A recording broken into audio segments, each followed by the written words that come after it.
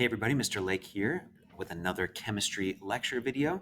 Today we are continuing our discussion of stoichiometry, but to really begin this discussion, we've got to talk about balancing equations, which we've already talked about. We already spent time going through this, but because stoichiometry is completely founded on properly balanced equations, I think it's worth taking another day to really just go back and make sure that everyone knows how to balance equations well. So, first of all, anytime that you are writing down something, sometimes you're not even going to be given like a skeletal equation. You might just be given a word equation that you have to write a skeletal equation for and then balance it. So number one, always make sure that you have the correct formula for every compound involved in your reaction. And then number two, make sure that the overall reaction, the equation, is itself balanced. So here's some examples. And I'm going to do the first one just to jog everybody's memory. And then I'll let you try the next three and then, come back to them and give you the answers at the end. So remember that when you balance an equation, you have to have some way of keeping stock of what you have in the reactants and what you have in the products. I like to do a T-chart. So the way that I would do this is I would make, this is not, hold on. I'm going to pause the video for a second while I figure out some technical difficulties. Okay, hopefully that worked. The screen may have changed a little bit. The ratio may have changed. I had to switch screens because my tablet is linked up with one of the screens, not the other. Anyway, doesn't matter. Here we go.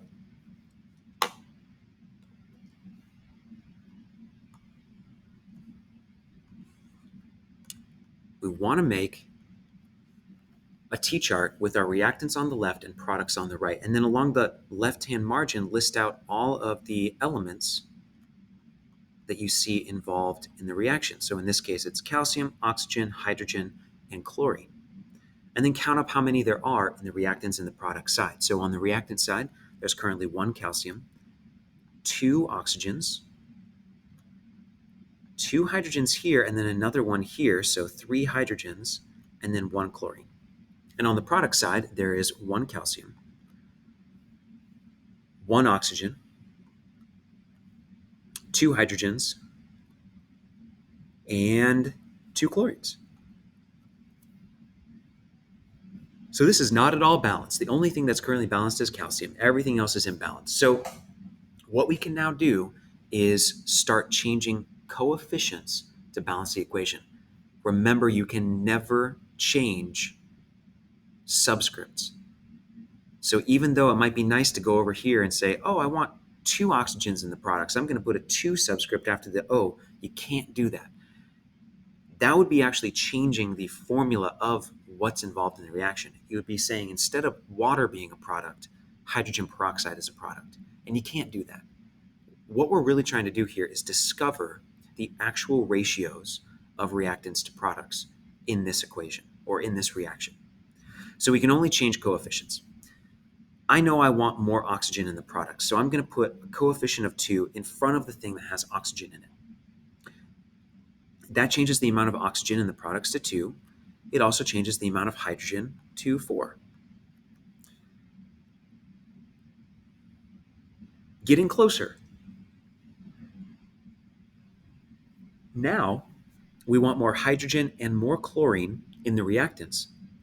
So I'm going to go over here, and I have a little bit of a dilemma because both of these compounds contain hydrogen, which means to adjust hydrogen, I could put a 2 in front of this, or I could put a 2 in front of this. But we don't actually have that much freedom because if we put a 2 in front of this compound, it's going to change the amount of calcium, the amount of oxygen. It's going to throw everything off. Whereas this is going to change the amount of hydrogen in a very controlled way, and it's going to change the amount of chlorine. And if we're thinking ahead, we want more chlorine in the reactants.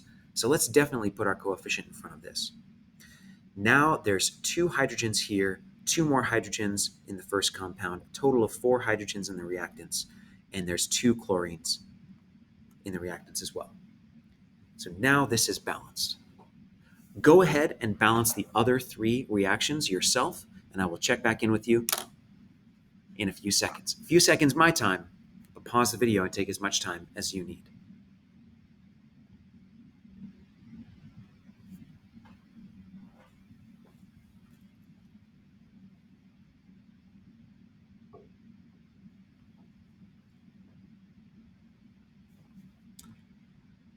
All right, so I'm not going to go through all of these.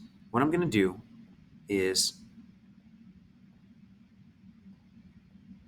show you the answers so you can check your work. And then I will take you through the last one because I know that a lot of people struggle with that one. I will never make you balance something as convoluted as the last one, of these on like a test or a quiz or anything like that. This is kind of a nightmare. There's oxygen in every single reactant and product. So like, how are you supposed to balance oxygens?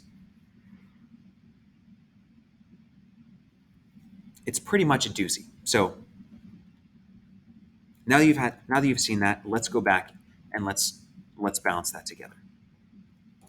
Again, what I do want to show you is that you can use this technique to balance, no matter how complicated something is, you can use this simple technique to balance it.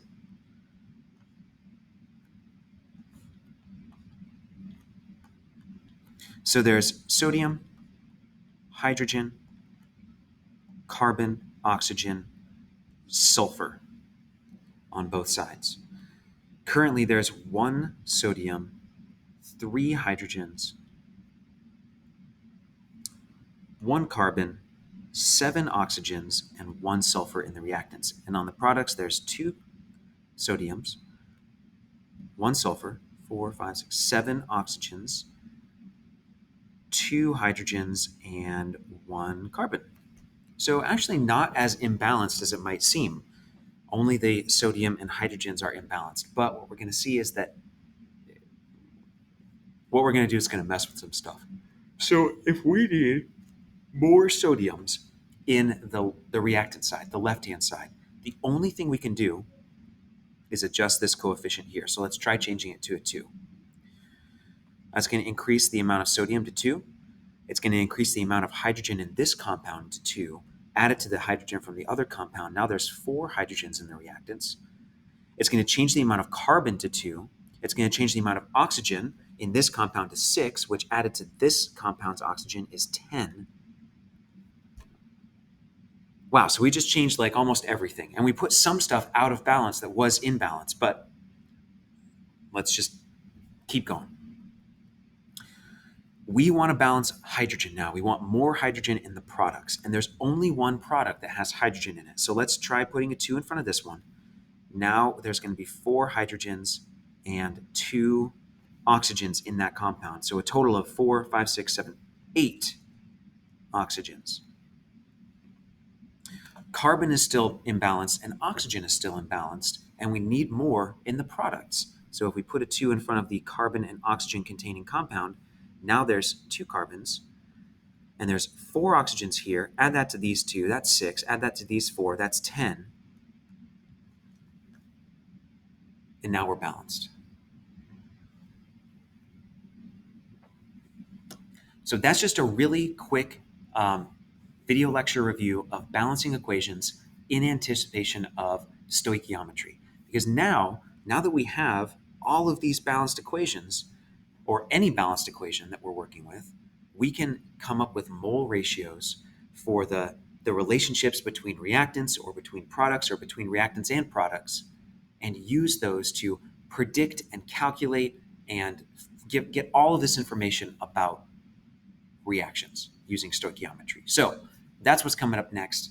But until next time, take care of yourselves, and I will see you in the next video.